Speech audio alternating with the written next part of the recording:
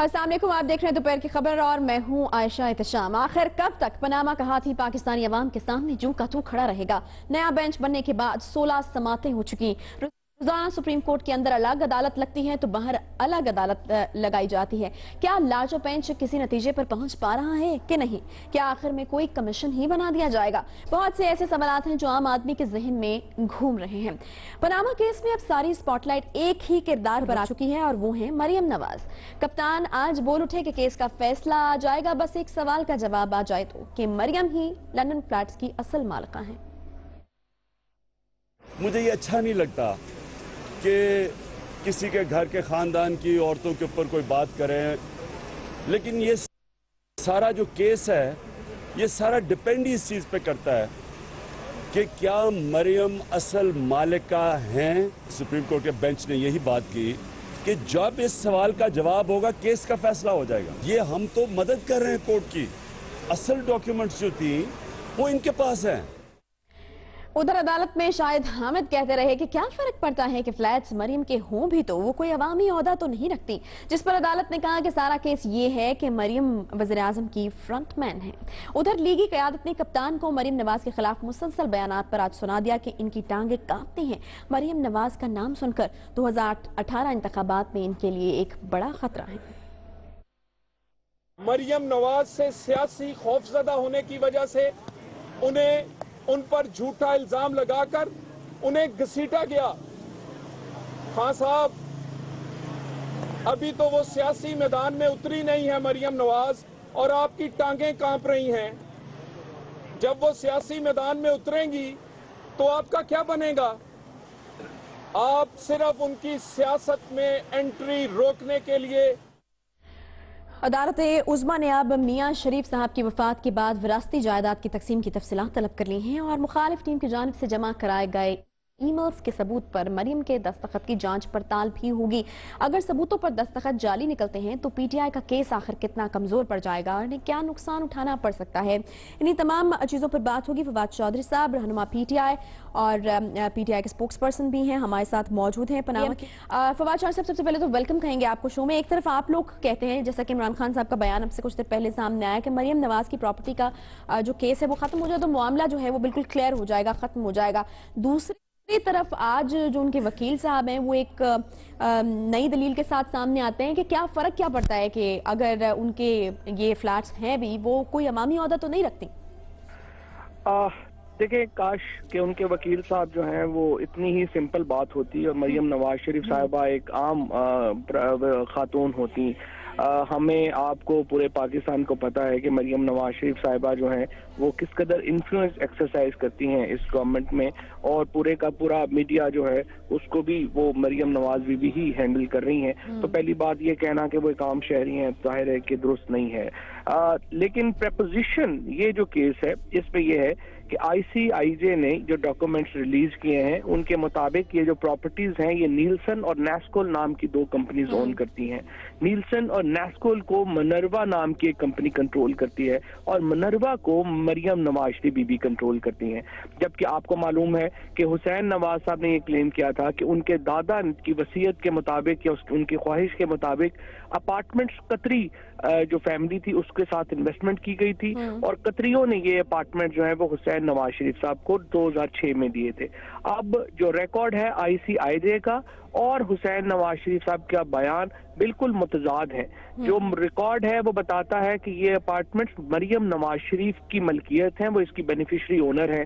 अब मरियम नवाज शरीफ जो है वो जाहिर है कि 19 साल की उम्र में बिलियनर नहीं हो सकती, लिहाजा वो पैसे किसके हैं? वो पैसे नवाज शरीफ साहब के हैं। इसलिए जो मरियम नवाज शरीफ साहबा की जो अहमियत है वो ये है कि वो एक फ्रंट पर्सन है प्राइम मिनिस्टर नवाज शरीफ साहब की, और सारे का सारा केस इसके ऊपर घूम रहा है कि मरियम नवाज शरीफ जो है वो अगर ट्रस्टी हैं या बेनिफिशरी हैं। अब काफी हद तक साबित हो गया है कि वो बेनिफिशरी हैं, और वो बेनिफिशरी हैं तो वो नवाज शरीफ साहब की फ्रंट पर्सन है, और नवाज शरीफ साहब ने उनके एसेट्स को डिस्क्लोज ना करके आर्टिकल 62(1) आर्टिकल को वायलेट किया है और लिहाजा उनको डिस्क्वालीफाई किया जाना चाहिए, ये मुकदमा है। अच्छा फवाद चौधरी साहब, ये जो दस्तखतों की बात हो रही है, हुकूमती जो वकील हैं जो शाहिद खान साहब हैं दूसरी तरफ से, वो काफ़ी कॉन्फिडेंट नजर आते हैं। उन्होंने आज कह दिया कि आप लोग इसकी इंक्वायरी कराएं, इन्वेस्टिगेट कराएं कि अगर तो ये दस्तखत जाली हैं, तो अगर ये दस्तखत जाली निकलते हैं तो पीटीआई का केस कितना कमजोर हो जाएगा।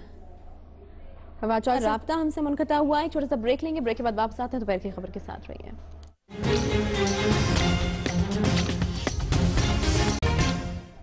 वेलकम बैक टू ब्रेक के बाद एक बार फिर से आपको खुशामदीद कहते हैं। फवाद चौधरी साहब पीटीआई के रहनुमा हमारे साथ मौजूद, इसके अलावा सीनियर एनालिस्ट मजहर अब्बास साहब भी हमें ज्वाइन कर चुके हैं। फवाद चौधरी साहब, आपसे मैं सवाल ये कर रही थी कि दस्तखतों की बात तो बिल्कुल हमने की कि अगर वो जाली निकलते हैं तो फिर मैं ये आपसे जानना चाहती थी कि फिर क्या होगा, क्योंकि दूसरी तरफ के वकील बहुत कॉन्फिडेंट हैं। फवाद चौधरी साहब आप लाइन पर मौजूद हैं? सही।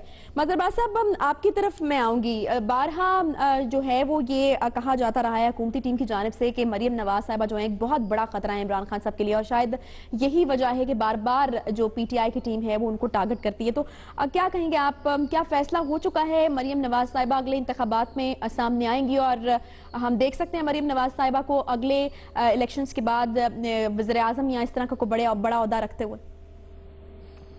देखिए, मरियम नवाज यकीनन मियां नवाज शरीफ की पॉलिटिकल लेगेसी को आगे लेके चलने के लिए तैयार हैं। डिपेंड करता है कि मियां साहब कब उनको ये जिम्मेदारियां सौंपते हैं, लेकिन उसके लिए बहुत जरूरी है कि ये जो मुकदमा है ये दरअसल खुद मरियम नवाज और नवाज शरीफ साहब की सियासत के लिए बहुत है, और खासतौर पर मरियम नवाज, क्योंकि अगर उन्होंने सियासत को आगे लेके चलना है तो इसके लिए ये बहुत जरूरी है कि वो इस मुकदमे से बाइज्जत तौर पे जो है वो निकलें। दूसरी बात ये कि वो इमरान खान के लिए कोई बहुत बड़ा चैलेंज इसलिए नहीं हो सकती क्योंकि दोनों की पॉलिटिकल उसमें बहुत फर्क है, सियासत में भी फर्क है, और जाहिर है मरियम नवाज जो है वो उनको आप कंपेयर तो कर सकती हैं कि बिलावल भुट्टो जरदारी और इनको, क्योंकि वो एक फैक्टर भी अपनी जगह मौजूद है। लेकिन इस वक्त जो सबसे ज्यादा खुद मियां साहब की अपनी फैमिली के लिए और मरियम नवाज के लिए जो बहुत ही सबसे अहम बात है, मैं ये समझें कि क्योंकि अभी उनकी सियासी इनिंग का आगाज हुआ है, तो इनिंग के आगाज में ही अगर उनको इस मुश्किल का सामना करना पड़ जाता है और पनामा में उनके हवाले से कोई मनफी जो है फैसला आ जाता है, तो फिर मरियम नवाज की सियासत को काफी धचका पहुंचेगा। और उसके साथ ही अगर उनको मियां साहब और मरियम नवाज इस मुकदमे से जो है वो निकल आते हैं तो यकीनन ये बात तय है कि मियां नवाज शरीफ मरियम नवाज को अपने मुतबादिल के तौर पे आगे देख रही है। जरूरी है 2018-2023 के इलेक्शन। मजहर साहब, आप ये कहते हैं कि मरियम नवाज उनकी लेगेसी को आगे, सियासी लेगेसी को आगे बढ़ा सकती है, तो आज जो उनके वकील साहब शाहिद हामिद साहब जिस आर्गुमेंट के साथ सामने आए हैं कि अगर फ्लैट्स उनकी मलकियत हैं भी तो क्या फर्क पड़ता है, अभी कोई अवामी ओहदा तो उनके पास नहीं है, तो अगर इस दलील के साथ भी जाया जाए तो फिर क्या आपको लगता है कि आने वाले दिनों में जो उनका जो सियासी करियर जो अभी शुरू भी है सच नहीं हुआ, उसके ऊपर इसके असरात बिल्कुल पड़ सकते हैं? देखिए, बिल्कुल पढ़ सकते हैं, इसलिए कि मतलब शायद ज़ाहिर वकील आर्गुमेंट देते हैं, उनके लीगल और टेक्निकल पॉइंट्स होते हैं, उसको कोर्ट किस हद तक मानती है नहीं मानती ये ज़ाहिर अदालत फैसला करेगी। लेकिन ऑलरेडी एक बहुत बड़ा क्रेडिबिलिटी क्राइसिस आ गया है शरीफ फैमिली के लिए पनामा की सूरत में, क्योंकि जाहिर है ये कोई किसी यहाँ के पाकिस्तानी जर्नलिस्ट की इर्तिका नहीं है, किसी सियासतदान के जहन की इर्तिका नहीं है, ये एक इंटरनेशनल इन्वेस्टिगेटिव जर्नलिस्ट ऑर्गेनाइजेशन की ने ये बात सामने लाए हैं। तो इससे क्लियर होना उनकी सियासत के लिए बहुत ज़रूरी है। देखिए, मियां साहब मरियम नवाज को बिल्कुल उसी तरीके से ग्रूम कर रहे हैं जिस तरह जुल्फ़िकार अली भुट्टो ने बेनज़ीर भुट्टो को किया था। और 2001 में जब मियां नवाज शरीफ जेल में थे और वो मुकदमात में आते तो मरियम नवाज उनके साथ आया करती थी, अदालत में रेगुलरली आया करती थी कुलसूम नवाज और मरियम नवाज। बेटे उस तरीके से सियासत में कभी भी इन्वॉल्व नहीं रहे, लेकिन मरियम नवाज ने मियां साहब की रिहाई के लिए कुलसूम नवाज साहिबा के साथ मिलकर लड़ाई लड़ी है। तो ये जो इशू है इस वक्त, ये मरियम नवाज साहब की सियासत के लिए, सियासत को आगे बढ़ाने के लिए ये समझें कि मेक और ब्रेक है। सही, मेक और ब्रेक है। फवाद साहब भी हमारे साथ मौजूद हैं। फवाद साहब, ये जो दस्तखतों वाली बात हुई है, काफी कॉन्फिडेंट नजर आते हैं शाहिद हामिद साहब कि उन्होंने कहा है कि दस्तखत आप चेक करा लीजिए, बिल्कुल जाली दस्तखत हैं। अगर वो दस्तखत चेक कराते हैं और वो जाली निकल आते हैं हैं, तो ये PTI के लिए कितना कमजोर साबित होगा केस में ये कड़ी? देखिए, पहली बात तो ये कि दस्तखत तो जाली ही हैं। सारी डॉक्यूमेंट जो हैं वो हुसैन नवाज ही मरियम नवाज के दस्तखत करते रहे हैं, और ये बात तो पहले से ही बात जो है वो है। और खुद जज साहब ने ऑब्जर्व किया कि जो इल्जाम है वो है कि खानदान में सब एक दूसरे की दस्तखत कर रहे हैं। तारिक शफी साहब का जो दस्तखत है एफिडेविट के ऊपर, वो भी एक दूसरे के साथ नहीं मिलते। वो नेकेड आंख से आप देख सकते हैं कि टोटल जो है वो जाली है। अच्छा, लेकिन इसका केस पे क्या असर होगा? केस का असर इसके ऊपर इसलिए नहीं होगा कि ये जो डॉक्यूमेंट्स हैं ये कोई हमारी डॉक्यूमेंट्स तो नहीं है। हमने जो डॉक्यूमेंट दी है ये पब्लिक डॉक्यूमेंट्स है। गार्डियन की स्टोरी है, उसकी जेसन ब्रूक की स्टोरी है। वो 7 महीने से स्टोरी बढ़ी हुई है, उसके खिलाफ जो है वो कोई कार्रवाई इन्होंने नहीं की है। उनको चाहिए था उनको सू कर देते गार्डियन को कि जाली है। और गार्डियन जैसा अखबार जो है अगर वो भी जाली स्टोरी छाप रहा है इनके खिलाफ, जर्मनी भी इनके खिलाफ, जर्मनी का इतना बड़ा अखबार इनके खिलाफ जाली स्टोरी छाप रहा है, BBC जाली स्टोरी छाप रहा है, और पूरी दुनिया का मीडिया जो है वो PTI कंट्रोल कर रही है, तो फिर तो अल्लाह ही हाफ़िज़ है, फिर तो हुकूमत नहीं बच सकती। इसलिए हर चीज को एक आलमी साजिश से ताबीर कर देना और ये कह देना कि नहीं नहीं नहीं ये तो हमारे खिलाफ बहुत आलमी साजिश है, यहूदी और हिंदू भी इकट्ठे हो गए हैं और फलाना इकट्ठा हो गया है, तो ये स्टूपिड बात। सिंपल बात है, आपने ये बताना है, जो जज साहब ने भी आज ये कहा है कि जी ये प्रॉपर्टीज हैं, ये आप एडमिट कर चुके हैं, ये प्रॉपर्टीज हमारे। ये प्रॉपर्टीज का इससे पहले कौन मालिक था?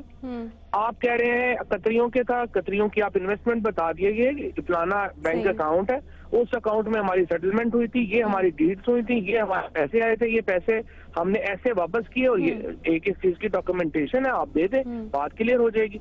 कुछ है इनके पास है नहीं। हाँ फवाद चौधरी साहब, ये इस्तिस्ना वाला क्या मामला है? क्योंकि आज भी जो आपकी स्टेटमेंट सामने है उसमें यही है कि इस्तिस्ना ये अंदर जाके तो मांगते हैं, बाहर आकर बिल्कुल ही मुकर जाते हैं, जिसकी वजह से आप बारहा ये भी कह चुके हैं कि इस जो कार्रवाई है उसको लाइव किया जाए, बराह रास्त नशर किया जाए। बिल्कुल, मैंने तो जज साहबान को पहले भी रिक्वेस्ट की है कि इसको कार्रवाई को आप लाइव कर दें। उसकी वजह यह है कि अंदर जाके बिल्कुल और आर्गुमेंट्स करते हैं, बाहर आके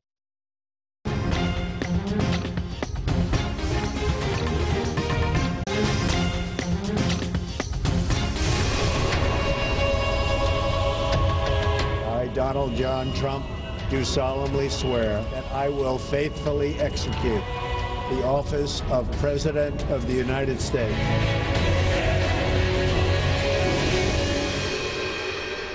वेलकम बैक। जिसका खदशा था क्या वही वक्त आ गया? नए अमेरिकी सदर डोनाल्ड ट्रंप ने अपना दफ्तर संभालते ही खतरनाक सदारती ऑर्डिनेंस पास करने शुरू कर दिए हैं।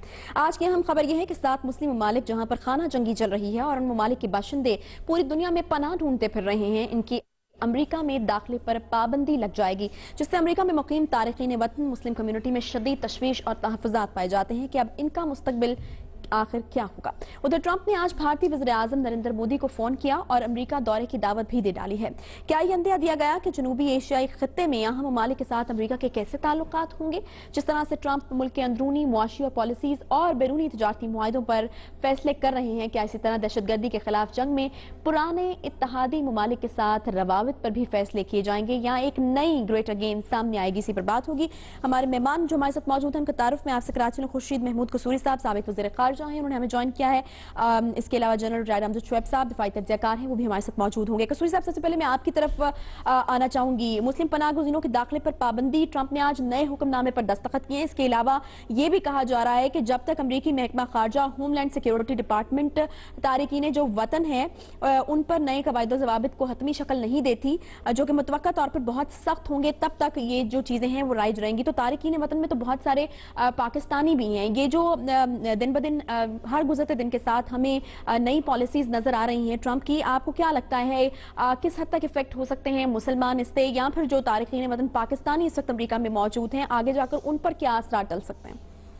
या बिल्कुल आगे जाके तो हो सकते हैं, लेकिन सरे दस्त ऐसे लग रहा है कि जिन ममालिक से रेफ्यूजीज आ रहे थे अभी तो उन पे नजला गिरा है, और उन ममालिक उनमें भी वो हैं खास तौर पे जो कोई अमेरिका उनके साथ पॉलिसीज अच्छी नहीं रखता था, ताल्लुकात के बारे में उसे शदीद तहफ़्फ़ुज़ात थे। मसलन ईरान है, उसमें न्यूक्लियर प्रोग्राम के अलावा उनके साथ जो अभी प्रेसिडेंट ओबामा ने की थी उसके ऊपर भी उनको एतराज़ है। फिर शाम जो है वो क्योंकि वहाँ भी अपने आप को दूसरी साइड पे पाते हैं, और रूस इत्तेहादी है शाम का, ईरान इराक में وہ تو بالکل حالانکہ ایک کانٹرڈکشن نظر آ رہی ہے جس کا امریکہ کو خمیازہ بھگتنا پڑے گا. جہاں تک عراق کا تعلق ہے کافی ان کی انویسٹمنٹ ہے اور ان کے اسپیشل آپریشن فورسز بھی وہاں موجود ہیں, لیکن لگ یہ رہا ہے کہ ایک تو اپنے جو ووٹر سے انہوں نے وعدہ کیا ہے, سارے دست انہوں نے یہ کیا ہے کہ جو ان کے اتحادی ہیں جیسے سعودی عرب ہے, you a E, golf cooperation council, مصر, ان ممالک کو چھوڑا ہے. حالانکہ جو ایکشنز ہیں وہ مصر میں بھی کافی سخت ہیں. نیچرلی ترکی کو بھی چھوڑا ہے جو ان کو یہ اپنے ایلائز سمجھتے ہیں مسلمان ممالک کو. پہلی جو قسط ابھی جو لیک ہوئی ہے جب انہوں نے اناؤنسمنٹ نہیں کی اس میں تو ان کے نام نہیں ہیں. اس سے لگ یہ رہا ہے کہ ایک پنتھ دو کاج, ایک تو اپنے جو ان کے ووٹرز ہیں ان کو کہیں گے میں نے وعدہ پورا کر دیا, اور ساتھ ساتھ ان ممالک پہ غصہ نکالیں گے. ایک تو یا تو ان کے تعلقات اچھے نہیں ہیں, ریفیوجیز سے کم تعلق ہے ان کے, اپنی پالیسی کا زیادہ, لیکن جہاں سے ان کو خطرہ ہے کہ وہاں زیادہ آئیں گے ریفیوجیز وہ بھی ممالک اس کی زد میں آئے ہیں. سوڈان ایک ایسا ملک ہے جس کا بہت دیر سے پورے مغرب سے جھگڑا تھا, نارتھ ساؤتھ سوڈان کا معاملہ تھا, اس سوڈان کو سپورٹ کر رہے تھے. تو جو پہلی لسٹ آئی ہے وہ تو مجھے ایسے لگ رہی ہے کہ وہ ممالک اس میں کافی شامل ہیں تو امریکہ فار ویریس ریزنز اپنے ٹارگٹ بنائے رکھا ہے کئی سالوں سے.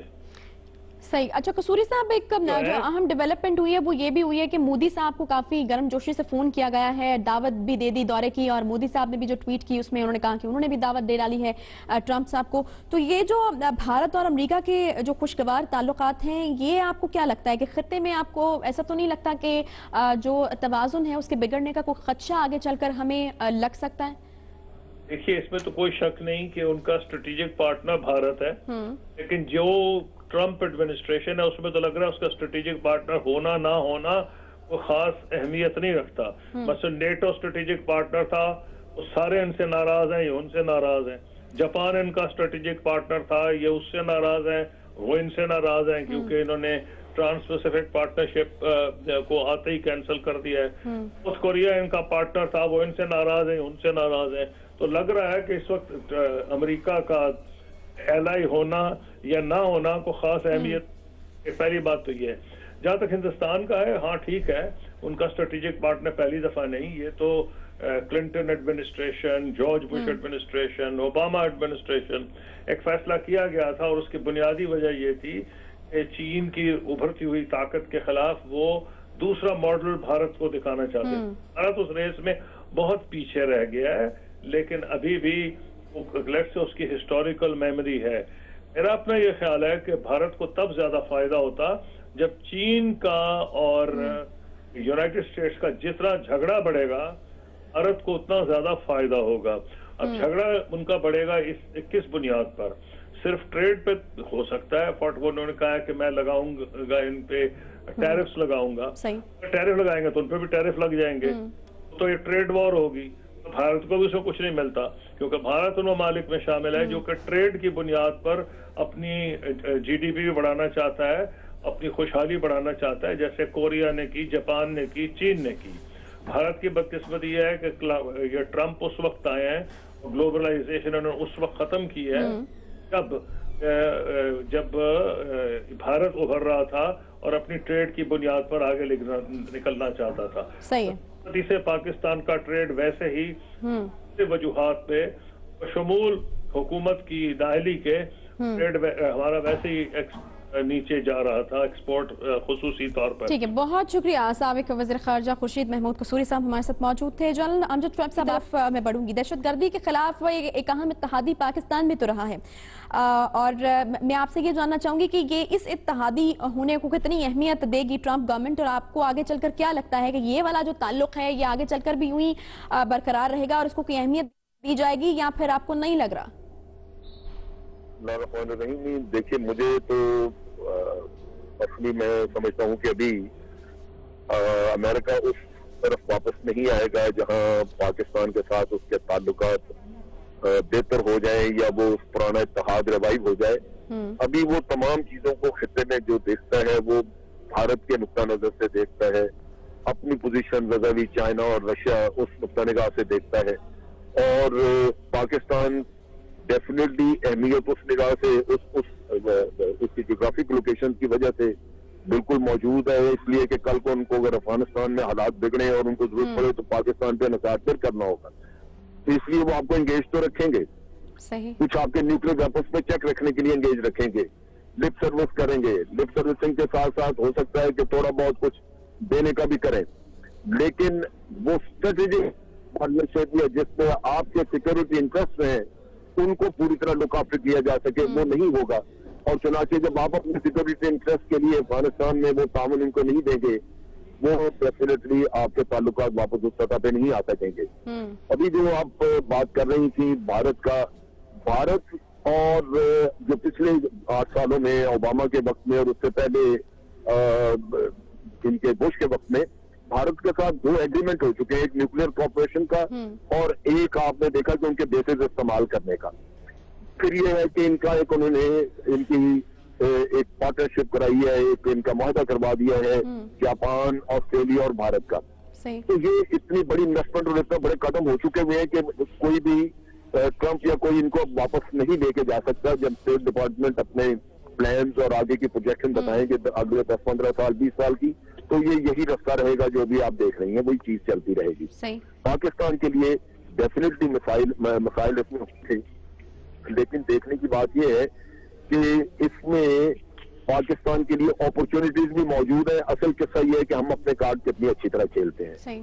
اگر ہم کسی کی گود میں جا گریں گے، ابھی جیسے چائنیز ہمارے انویسٹمنٹ کر رہے ہیں، اگر ہم ان کو بے تحاشا ایکسیس دے دیں، ہر جگہ پہ چائنیز ہی نظر آنے شروع ہو جائیں اور ہمارے انویسٹر جو ہیں وہ بیٹھے رہ جائیں، تو اس سی پیک بھی مصیبت بن سکتی ہے آپ کے لیے۔ کل چائنا سے کوئی آپ کو پیچھے ہٹنے کی ضرورت ہو تو آپ چائنیز کو نکال نہ سکیں گے۔ تو مقصد یہ ہے کہ ہماری اپنی جو فارن پالیسی بھی ہے جنرل صاحب، آپ یہ کہہ رہے ہیں کہ وہ بھی ایک امپورٹنٹ رول پلے کرے گی امریکہ کے ساتھ تعلقات میں۔ بہت امپورٹنٹ، اصل چیز یہی ہوتی ہے کہ آپ اپنے کارڈز کیسے کھیلتے ہیں۔ اگر آپ اتنے جوش میں ہوں کہ کسی کی گود، جیسے ابھی ہمارے پرائم منسٹر بھارت کے ساتھ ہر قیمت کے اوپر ان کے ساتھ جا کے تعلقات ٹھیک کرنا چاہتے ہیں، تو نیچرلی یو ول ڈو، اس میں جو سائڈ جس کے پاس آپ بھاگے جاتے ہیں وہ اپنے مقاصد پوری کر لے گی۔ صحیح ہے۔ مظہر عباس صاحب بھی ہمارے ساتھ موجود ہیں، واپس آؤں گی میں امجد صاحب آپ کی طرف۔ مظہر صاحب، آپ سے کچھ دیر پہلے جب میں یہ پروگرام شروع کرنے لگی تھی تو ایک بریکنگ نیوز آئی واشنگٹن ڈی سی سے کہ وہاں پر 6 صحافیوں پر فرد جرم عائد کر دی گئی ہے، اور ان کا قصور یہ تھا کہ انہوں نے ٹرمپ مخالف جو ریلی ہے اس کو کور کیا ہے۔ اگر اس طرح کا جو اصول ہے ہمارے ہاں لاگو ہو جائے تو پھر تو سارے صحافی اندر ہوں، تو آپ کو کیا لگتا ہے فریڈم آف سپیچ کو بھی خطرہ ہو گیا ٹرمپ کے آنے سے امریکہ میں؟ جی بالکل ہو گیا ہے خطرہ، اور میرا خیال ہے پریس کے ساتھ ان کے تعلقات، میرا نہیں خیال کہ اس سے پہلے کبھی بھی کسی بھی امریکی صدر کے یا امریکی انتظامیہ کے اتنے خراب ہوئے تھے، اور ابھی تو ٹرمپ صاحب کو چند دن ہی ہوئے ہیں، لیکن مجھے اور خود امریکہ میں بھی بہت سے اخبارات نے یہ لکھا ہے کہ امریکی صحافیوں کو اب متحد ہونا چاہیے اور ایک مشترکہ لائحہ بنانا چاہیے۔ تو مجھے لگ رہا ہے کہ یہ جو میڈیا اور ٹرمپ کے درمیان جو تناؤ ہے یہ بڑھ رہا ہے، کیونکہ وہ بہت برملا طور پہ انہوں نے CIA ہیڈ کوارٹر میں جا کے جو تقریر کی تھی، انہوں نے کہا تھا کہ وہ میڈیا کے ساتھ ایک جنگ کا آغاز ہوتا ہے، اور اس کے بعد بھی جو ان کے پریس سیکریٹری کی، وائٹ ہاؤس کے پریس سیکریٹری کی میڈیا سے گفتگو ہوئی تھی اس میں بھی بہت ہی ٹینشن تھی۔ تو یہ میڈیا اور ٹرمپ انتظامیہ کے درمیان جو ٹینشن بڑھے گی، اس سے میرا خیال ہے ٹرمپ کو بہت زیادہ نقصان ہوگا، اور خود امریکی انتظامیہ کو بھی نقصان ہوگا، اور جو پالیسیز اب وہ بنا رہے ہیں گو کہ وہ اپنے مینیفیسٹو میں، اپنی کیمپین میں جو بات کرتے رہے ہیں اس کے مطابق ہی ہے، لیکن جو اس وقت مظاہرے امریکہ میں ہو رہے ہیں اور دنیا بھر میں ہو رہے ہیں، تو مجھے لگتا یہ ہے کہ یہ جو ابھی 4 سال ہیں یہ پورے کرنا مشکل ہو جائیں گے۔ دیکھیں عائشہ، ہیلو جی امجد صاحب، آپ کچھ کہنا چاہیں؟ ہاں جی، میں یہ کہنا چاہوں گا کہ جو کوشچن ہمارے ہاں ہے نا کہ امریکن پریس بہت آزاد ہے، یہ بہت آزاد کبھی بھی نہیں تھی۔ انٹرنل پالیسیز جو ان کی انٹرنل، جیسے عوام کے ساتھ جن کے معاملات ہیں اس میں یہ آزادی ہے کہ آپ ان کے ایشوز کو کھڑا کر سکتے ہیں حکومت سے کنسیشن، لیکن فورن پالیسی کے معاملے میں بہت حد تک ان کو سٹوریز فیڈ کی جاتی ہیں۔ یہاں ویڈیوز موجود ہیں جہاں CNN کے اپنے کورسپونڈنٹ جو ہیں وہ یہ ان کے رپورٹرز بات کر رہے ہیں کہ جی ہمیں پیسے دیے جاتے تھے فیک نیوز کے لیے۔ تو یہ میں سمجھتا ہوں جیسے ہیومن رائٹس کا آپ بات کرتی ہیں، ہیومن رائٹس کی جتنی وائلیشن یونائٹڈ اسٹیٹس نے خود کی ہیں، پوری دنیا تباہ کر کے رکھ دی ہے، لیکن آپ کو نہیں کر رہا, آپ ذرا سا یہاں مسئلہ ہوگا تو اس طرح کر دیں گے, وہ ہمارے بھی لوگوں کو فوراً اس کے سٹینڈرڈ یاد آ جائیں گے. لیکن یہ خود جو ملک جب دوسروں کے لیے مثال بننا چاہتے ہیں, ان کے ہاں وہ کوئی چیز نہیں ہے, یہاں سارے منافقت کے اور کچھ نہیں ہے. آپ اگر پریس کی آزادی کا قصہ دیکھ لیں, میں سینکڑوں مثالیں آپ کو دے سکتا ہوں, ہسٹری میں موجود ہے, ویسے بھی آج کل تو انٹرنیٹ میں ہر چیز مل جاتی ہے, جہاں انہوں نے خود سٹوریز جو ہیں وہ کوک اپ کر کے تو دی ہیں, انٹیلیجنس کی سٹوریز کوک اپ کر کے دیتے ہیں. عراق کے اوپر اٹیک ایک مسئلہ آپ دیکھ لیجئے کہ سب سے بڑا. بہت شکریہ مظہر عباس صاحب. جنرل ریٹائرڈ امجد شعیب صاحب ہمارے ساتھ موجود تھے. بہت شکریہ آپ کے وقت کے لیے. اس کے ساتھ کا وقت یہاں پر ختم ہوتا ہے. آپ سے ملاقات ہوگی کل. اپنا بہت سارا خیال رکھیے. اللہ حافظ.